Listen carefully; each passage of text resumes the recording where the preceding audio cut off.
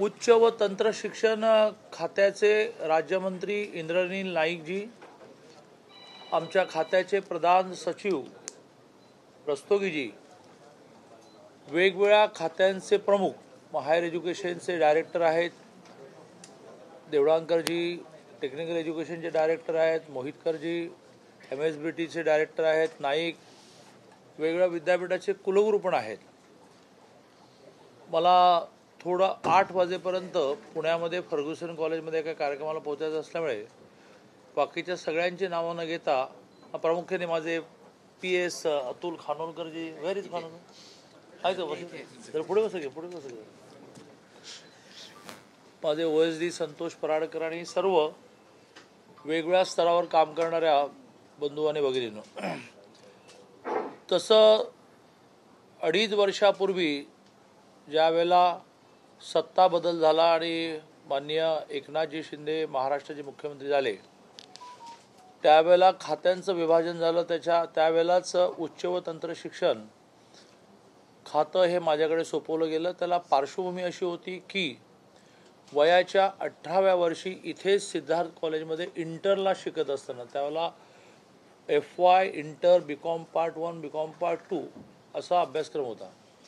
इंटरला शिकत असताना मी विद्यार्थी परिषद संपर्कात जे आलो, त्यानंतर 80ला BCom झालो वयाच्या 20व्या वर्षी, आणि त्यानंतर 13 वर्ष सलग विद्यार्थी परिषदेसाठी पूर्णवेळ काम करण्यासाठी घर सोडलं. तर 20 ते 33 ह्या माझ्या आयुष्यामध्ये वयामध्ये एक जिल्हा ते अखिल भारतीय सरचिटणीस अशी विद्यार्थी परिषद जबाबदारी मी पेलल्यामुळे देशातलं एकही विद्यापीठ असं असू शकत नाही की मी जिथे एकदा गेलो नाही. देशातला एकही जिल्हा असा असू शकत नाही की मी जिथे एकदा गेलो नाही. माझ्याकडे 3 राज्य सलग 13 वर्ष होती, महाराष्ट्र, विदर्भ, गुजरात, गोवा. त्यातला एकही तालुका असा असू शकत नाही की जिथे मी 10 वेळा गेलो नाही. आणि त्यामुळे अशी मोठी शिक्षणाची पार्श्वभूमी असल्यामुळे मग त्या काळामध्ये एक मोठं नॅशनल चार्टर ऑफ डिमांड आम्ही त्यावेळेच्या सरकारपुढे मांडलं होतं.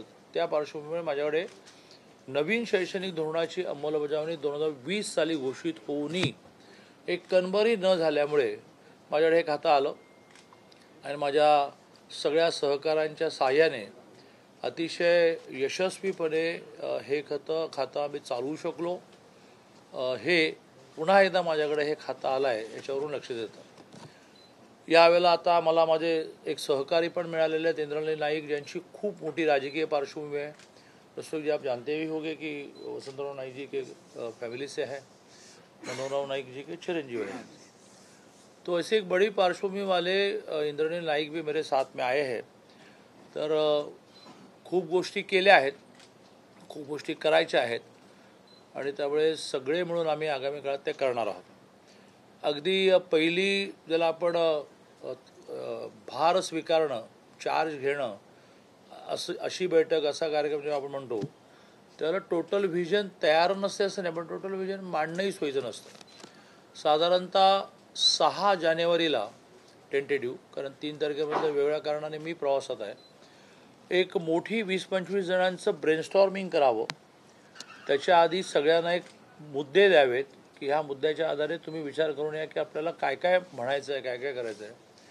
आणि ते जे ब्रेनस्टॉर्मिंग होईल त्याच्या आधारे आपण आपली पुढच्या 100 दिवसाची, म्हणजे ऑलरेडी तयार आहे, त्यातल्या काही गोष्टी मी म्हणणार आहेत, मग रस्तोगी म्हणणार आहेत, पण पूर्ण एका अर्थाने 100 दिवसाची म्हणण्यापेक्षा पुढच्या 5 वर्षाची एक दिशा आम्ही 6 तारखेच्या ब्रेनस्टॉर्मिंग नंतर मांडणार आहोत. ज्यात 6 तारखेच्या ब्रेनस्टॉर्मिंग नंतर हे सगळं घेऊन आम्ही माननीय मुख्यमंत्री महोदयांकडे पण वेळ मागणार आहोत. लगेचच्या 2-3 गोष्टी ज्या डोळ्यासमोर आहेत, एक तर एक प्रश्न आहे ज्याचं आम्ही दोघांनी अधिवेशन काळामध्ये उत्तर शोधलं आहे की ज्या वेळेला जानेवारी महिन्यामध्ये CETचं रजिस्ट्रेशन झालं त्यावेळेला SCBC म्हणजे मराठा समाजासाठी वेगळं 10% आरक्षण घोषित व्हायचं होतं, ते नंतर मार्चमध्ये झालं. त्यावेळी रजिस्ट्रेशनच्या वेळेला मुलांनी EWSमध्ये रजिस्ट्रेशन केलं. SCBC आल्यानंतर नियम असा आहे की जातीचं आरक्षण ज्यांना मिळतं त्यांना EWS म्हणजे आर्थिक मागासांचं आरक्षण मिळत नाही. तो कायदा आहे, त्यासाठी वेगळी प्रोव्हिजन करावं लागत नाही, ऑटोमॅटिकली ते जातं. त्यावेळेला CETने सगळ्यांना अपील केलं की तुम्ही आता SCBCचे सर्टिफिकेट मिळवा आणि SCBCमधून अप्लाय करा. खूप मोठ्या संख्येने मुलांनी केल्यामुळेच फक्त 1700 उरली. खूप मोठ्या संख्येने मुलांनी EWSमधून SCBCमध्ये शिफ्टिंग केलं. त्यांना SCBCमध्ये ॲडमिशन्स पण मिळाली. पण 1700 मुलं अशी निघाली की जे EWSमधून SCBCमध्ये शिफ्ट झाले नाहीत. त्यांना वाटलं आपल्याकडे SCBCचं EWSचं केंद्राचं सर्टिफिकेट आहे ते पुरेसं आहे. मग त्यांची ॲडमिशन कॅन्सल करण्याचा विषय आला. पण त्यावेळेचे मुख्यमंत्री आणि आताचे उपमुख्यमंत्री एकनाथजी शिंदे यांनी ते नेहमीच प्रो पीपल विचार करतात, दुसऱ्याच्या अडचणीचा विचार करतात. त्यामुळे त्यांनी 3 महिन्याचं एक्सटेन्शन दिलं की या 3 महिन्याच्या कालावधीमध्ये तुम्ही मिळवा सर्टिफिकेट. मग तुम्ही कशासाठी EWSमध्ये राहिलात. त्यातल्या 300 मुलांना मिळालं, वेगवेगळ्या कारणाने मिळत नव्हतं, मिळालं.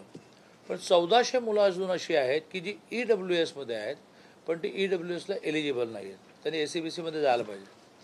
आम्ही आता आणखीन 2 महिन्याचं एक्सटेन्शन दिलं. हा खूप मोठा निर्णय आहे. तुमच्या माध्यमातून मी जी 1400 मुलं आणि त्यांचे पालक अस्वस्थ आहेत त्यांना हा मेसेज देतो आहे की आम्ही 2 महिन्याचं एक्सटेन्शन दिलं आहे आणि ह्या 2 महिन्याच्या कालावधीमध्ये आम्ही काही ना काही याच्यावर उत्तर शोधणार आहोत, सकारात्मक उत्तर शोधणार आहोत.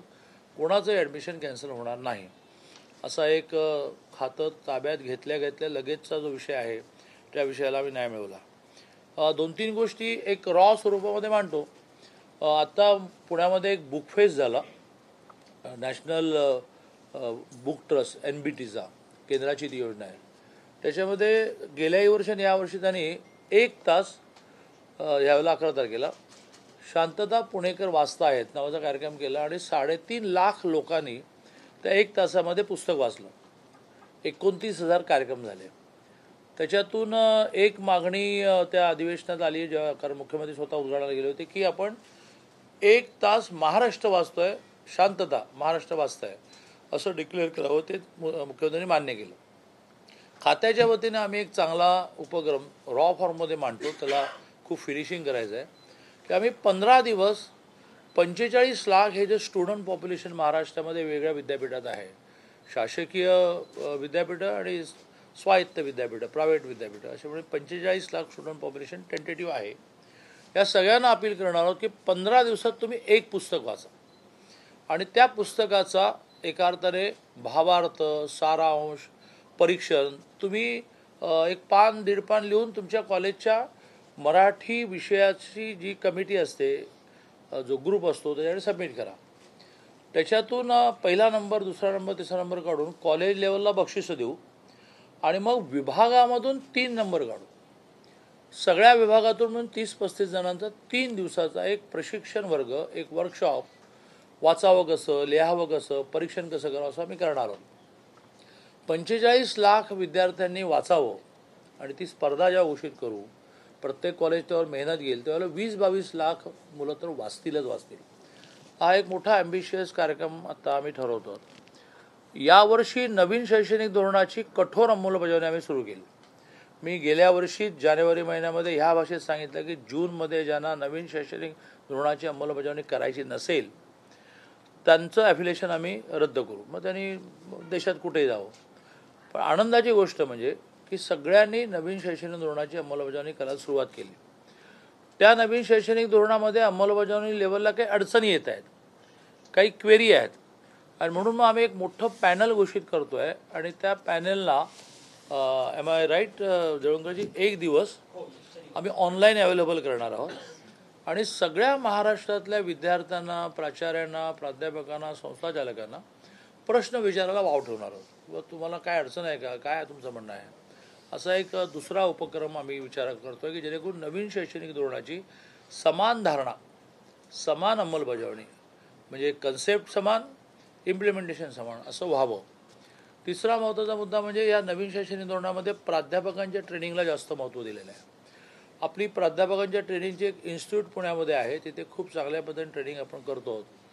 पण त्याची क्षमताच एका वेळेला 100-200 जणांना ट्रेनिंग देण्याची आहे आणि यावर एक 5-6 हजार प्राध्यापकांचं ट्रेनिंग आम्ही केलं आहे. 30-35 हजार प्राध्यापकांचं देवळांकरजी ट्रेनिंग करावं लागेल. त्याची एक खूप मोठी योजना आम्ही आखतो. त्याच्या 3 गोष्टी तर आता मी या निमित्ताने मांडतो. बाकी 6 तारखेला आमचं एक चांगलं ब्रेनस्टॉर्मिंग, आमचे सगळे डायरेक्टर लेवलचे काम करणारे काही कुलगुरू, सगळे कुलगुरू वगैरे केलं तर पुन्हा ते 50 होईल, किती सभा होईल, 18-20 जणांचं एक ब्रेनस्टॉर्मिंग करून ते ब्रेनस्टॉर्मिंग मग नोट फॉर्ममध्ये आम्ही सगळ्यांना सर्क्युलेट करू. दादा एक राजकीय प्रश्न विचारतो. संजय राऊत म्हणतात की अर्बन नक्षलवाद्यांचं हे कमांडर आहे आणि त्याचबरोबर एवढे उच्च शिक्षा, तंत्र शिक्षा, पॉलिटेक्निक, इंजिनिअरिंग, तुम्ही डायरेक्टली राऊतांशिवाय महाराष्ट्रामध्ये नावच नाही की. बरं विचारा काय म्हणतात. तर आता हा विचारला तर पूर्ण करू. ते म्हणतात की एवढे बंगले कशाला पाहिजेत, कारण की प्रत्येकाने 2-2 बंगले ठेवलेले आहेत, त्यामुळे एवढे बंगले कशासाठी पाहिजेत, एवढं काम करणार. 2-2 बंगले कोणी ठेवलेले नाहीत खरं. 2-2 बंगले कोणी ठेवले. हे बघा, माननीय एकनाथजी मुख्यमंत्री झाल्यानंतर पहिले ते दोघेच मुख्यमंत्री उपमुख्यमंत्री होते जवळजवळ 1.5 महिना. मग मंत्रिमंडळ एकदा झालं, मग मंत्रिमंडळ अजितदादा झालं. तरीही 30-32पर्यंतच ही संख्या गेली.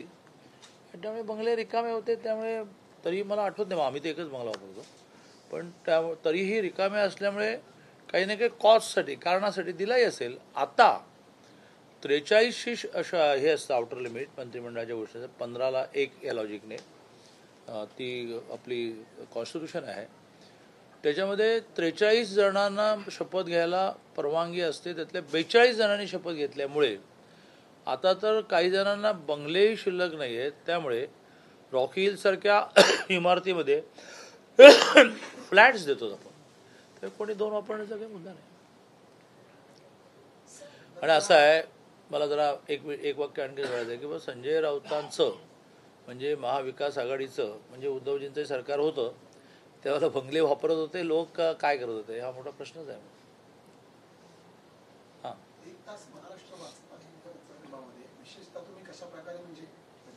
दोन विषय वेगळे.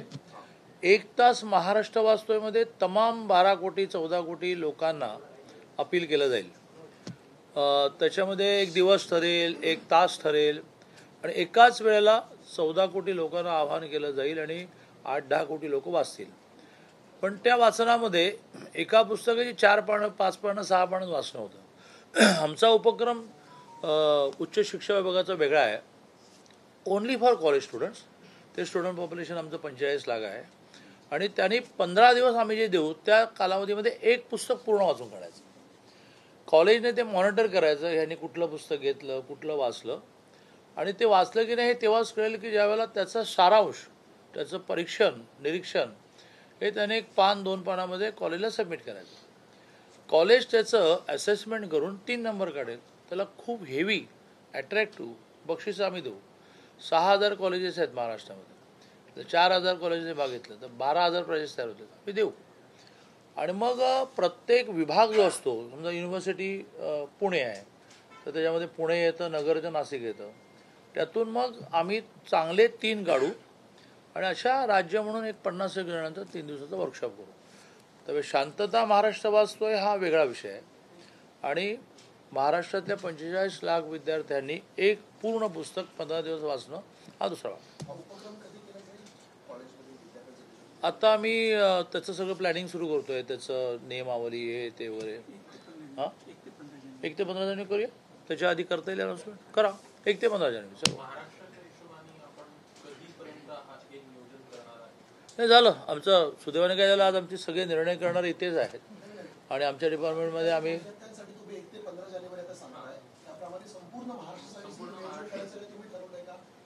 माननीय मुख्यमंत्री महोदयांनी बुकफेस्टमध्ये पुण्याच्या डिमांड आली आणि घोषणा केली की ठीक आहे आम्ही करू. पण त्याचं प्लॅनिंग माननीय मुख्यमंत्री महोदय कोणाला ते करायला सांगतील. आमच्या डिपार्टमेंटपर्यंत सोयाशे की निर्णय करणारे सगळेच इथे बसलेले आहेत. आता राज्यमंत्री पण आलेले आहेत. त्यामुळे आम्ही निर्णय केला 1 ते 15 जानेवारी नियमावली लगेच सुरू करत आहे. हाँ, आप हिंदी में पूछिए, मैं हिंदी में जवाब दूँगा. सर मुझे पूछना था कि हमने महाराष्ट्र में हायर एजुकेशन का बहुत एक्सपेंशन किया है, but quality is a big problem in most parts. मतलब थोड़े थोड़े पॉकेट्स में क्वालिटी का इशू नहीं है, बट ज़्यादातर सर क्वालिटी का बहुत बड़ा इशू है. तो सर उसके ऊपर कुछ आपके डिपार्टमेंट की सोच क्या है मुझे जानना है.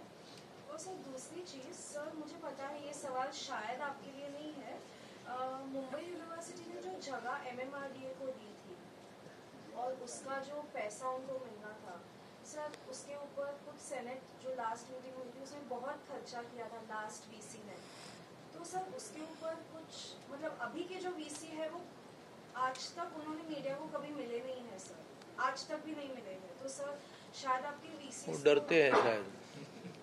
सर अगर कोई झूठ कुछ कर रहा है झूठ तो नहीं। डरना चाहिए ना सर, डर क्यों रहे? सर हम सारे प्रेस मेंबर्स का कहना है कि वो एक भी बार नहीं मिले हैं, उनको मैसेज करते हैं, वो कभी अपॉइंटमेंट नहीं देते हैं। तो सर प्लीज चलो, मुझे मुद्दा ध्यान में आया। तो पहला प्रश्न है, जैसे ये कोई कॉमन स्टेटमेंट नहीं हो सकता कि छोटे गांवों में क्वालिटी एजुकेशन नहीं मिलता है। महाराष्ट्र का आखिरी तहसील है चंदगढ़, उसके बाद एक बाजू से कर्नाटक शुरू होता है, एक बाजू से गोवा शुरू होता है। चंदगढ़ तहसील में एक एक कॉलेज 7-7 हज़ार स्टूडेंट पॉपुलेशन का है, पुराना है, अच्छा चलता है। तो ये कोई आवश्यक नहीं है कि मुंबई में, पुणे में अच्छे कॉलेजेस है। कॉलेज चलाने वाली मैनेजमेंट, कॉलेज में पढ़ाने वाले प्राध्यापक, कॉलेज में आने वाले विद्यार्थी, कॉलेज में भेजने वाले पेरेंट्स, इन सब का मिलकर एक क्वालिटी पर परिणाम होता है। प्राध्यापकों की कमी थी, तो गत 2 साल में लगभग 2700 प्राध्यापकों की पोस्ट क्रिएट की गई या रिटायरमेंट होने के बाद जो खाली थी वो भरी गई। अभी हम रिव्यू लेकर और एक 3-1 हज़ार प्राध्यापक अपॉइंट करना या प्राध्यापकों के लिए परमिशन कॉलेजेस को देना चाहते हैं। और वो नया बोझ नहीं है, जो रिटायर्ड हुए, पोस्ट खाली है वही है, तो शायद फाइनेंस उसको परमिशन देगी। लेकिन ये अभी बॉल फाइनेंस के कोर्ट में है। तो प्राध्यापकों की कमी के कारण कई बार क्वालिटी पर परिणाम होता है, तो उसको हम पूरा करेंगे, कोई चिंता का विषय नहीं। और कुल मिलाकर महाराष्ट्र का एजुकेशन बहुत अच्छा माना जाता है। नई शिक्षा नीति के क्रियान्वयन में महाराष्ट्र नंबर 2 पर आया, फर्स्ट तमिलनाडु है, लेकिन महाराष्ट्र नंबर 2 पर आया। और संख्या का विचार करेंगे तो हम फर्स्ट पर ही है। जैसे 1100 कॉलेज में नैक पूरा हुआ था, 2-2.5 साल में यह संख्या हमने 2300 तक लेकर गए।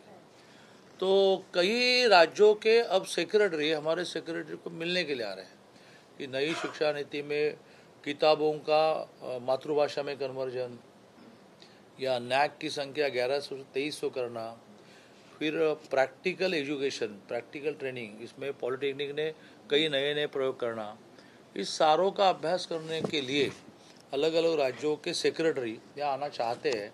ये हमारा यश है।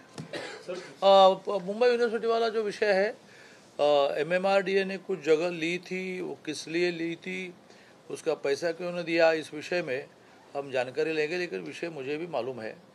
और मुंबई विद्यापीठ के कुलगुरु ये बहुत ब्रिलियंट है। मैं पूछूंगा कि भाई क्यों डरते हो प्रेस से, बहुत अच्छे लोग होते हैं, इसमें आपको बताऊंगा। सर दुसरीकडे सुरक्षेच्या दृष्टीने महत्त्वाचं, कारण की गेल्या काही दिवसापासून अत्याचार वगैरे शाळेतले होणारे प्रकार, या संदर्भामध्ये कॉलेजच्या सुरक्षेसाठी काही विशेष पावलं उचलली जाणार आहे? विशेषतः कल्याणमध्ये पुन्हा एकदा सावित्रीबाई फुले वसतिगृहामध्ये ज्यावेळेला एक घटना घडली, त्यावेळेला आम्ही इमिजिएट जवळजवळ 200 जणांची एक तातडीची बैठक, गाईडलाईन्स ठरवणं, असं सगळं केलं. त्याच्यातून उच्च शिक्षण व तंत्रशिक्षणाच्या अंतर्गत येणारी वसतिगृह, प्रामुख्याने मुलींची वसतिगृह, तिथले CCTV, तिथले सिक्युरिटी गार्ड, खूपच सुधारणा आम्ही केल्या. तुम्ही पत्रकारांनी सुद्धा सॅम्पल म्हणून काही वसतिगृहावर जाऊन, आता उदाहरणार्थ सावित्रीबाई फुले पाडावं लागलं, म्हणजे त्या घटनेमुळे पाडावं लागलं नाही, ते पडायला झालं होतं, डिमॉलिशन ठरलं, तेवढ्यात ती घटना घडली. मग ह्या मुलींचं करायचं काय? तर मी PWD मिनिस्टर असताना बांद्राला आपण 9 टॉवर्स बांधायचा निर्णय केला होता, बांद्रा कॉलनी शिफ्ट करण्यासाठी. त्याचा आता फायदा झाला. त्यातला एक टॉवर आम्ही माननीय मुख्यमंत्री महोदयांकडे मागितला, तो मिळाला. या 700 मुलींची राहण्याची व्यवस्था आहे. मी आले रस्तोगीजींना म्हटलं की इज गुड न्यूज की उसमें अब 400 लडकियां आहे. तर तिथेही आम्ही पहिल्या दिवशी पहिलं CC चेक केले, सिक्युरिटी चेक केली, कॅन्टीन चेक केलं की बाबा हे बाहेर खायला जातील नाही ते घोटाळे होतील, मगच आम्ही प्रवेश सुरू केला. त्यामुळे अधिकाधिक काळजी घेणं हे आपल्या हातात आहे, आपण ते घेऊ.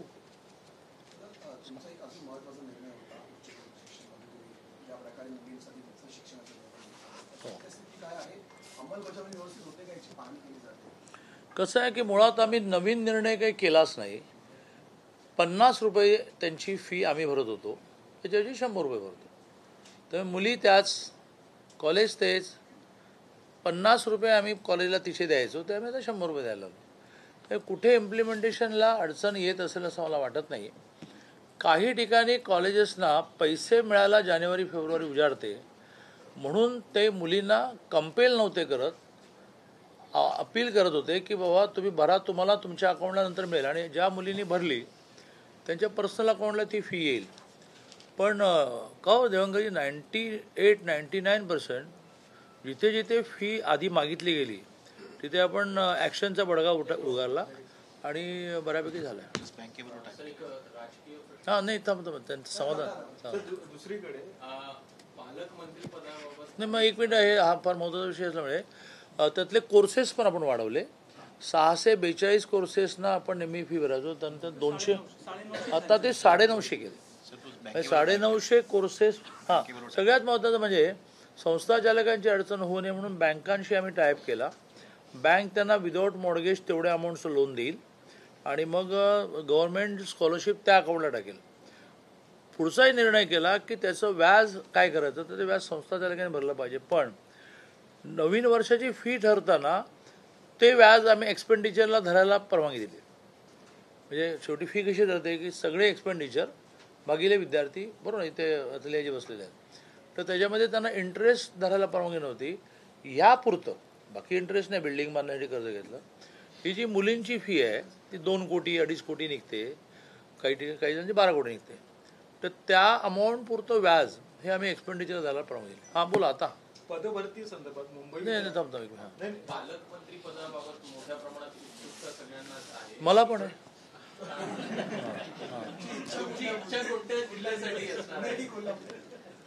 मी नेहमी माझ्या आयुष्यात एक फार चांगलं झालं, गिरणी कामगार मुलगा असूनही मला गोंदवलेकर महाराजांच्या 365 प्रवचन नावाच्या पुस्तकामुळे, आम्हा सगळ्यांना घडवलेल्या यशवंतराव केळकरांमुळे एकेका वाक्यामध्ये जीवनाचं तत्त्वज्ञान मांडण्याची सोय त्याने करून दिली. तर त्यातलं एक वाक्य असं आहे की नेत्याची इच्छा ही तर आज्ञा. नेत्याने आज्ञा नाही करायची, नेत्याने इच्छा व्यक्त. नेत्याची इच्छा ही तर आज्ञा, अनुशासन आम्हा प्यारा. आम्ही सेवक भारतीय जनता पार्टीचे कुठल्याही कार्य असत आहे. अमरावतीलाही गेलो की हो, अगदी पुण्यावरून 5 मिनिटावर. मुंबई विद्यापीठाच्या पदभरती भरली गेली नाही, नंतर राज्यपालांनी नाही, ते राज्यपालांनी स्टे आणला आहे. माननीय मुख्यमंत्री महोदय त्यांच्याशी बोलले आहेत. माननीय मुख्यमंत्री महोदयांनी कालच मला सूचित केलं की मी राज्यपालांना भेटावं. मला एक 5-6 दिवस एक प्रवास लागला आहे, तो झाला की मी राज्यपालांना भेटणार आहे. पण माननीय मुख्यमंत्री महोदयांच्या म्हणण्यामुळे राज्यपाल कन्व्हिन्स झाले आहेत की असं करता येणार नाही. मुख्यमंत्री महोदयांनी त्यांना समजावून सांगितलं की MPSCमध्ये 10-10 वर्ष भरती करता येणार नाही, इतक्या फायली पडल्या आहेत, या कुठे आणखी नोंदी टाकू. सगळ्यात महत्त्वाचं म्हणजे राज्यपालांना असं वाटतं की आपल्याकडे निकष फार काही नसतात, तर कसं PhD सगळे निकष लावूनच मते इंटरव्ह्यूला जातात. असं मुख्यमंत्री महोदयांनी ऑलरेडी आपली वकिली तिथे केली आहे. आता एकदा रस्तोगीजी किंवा मी जाऊन भेटून त्यांना म्हणतो. जवळ 450ची भरती होईल ती. 659. हां बाकी तो 600 आहे. ओके चला. काही हाताशी लागलं का?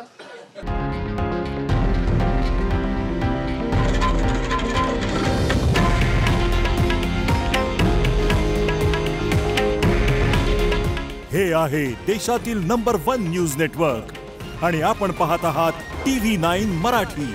काळजी तुमची, हित महाराष्ट्राचं.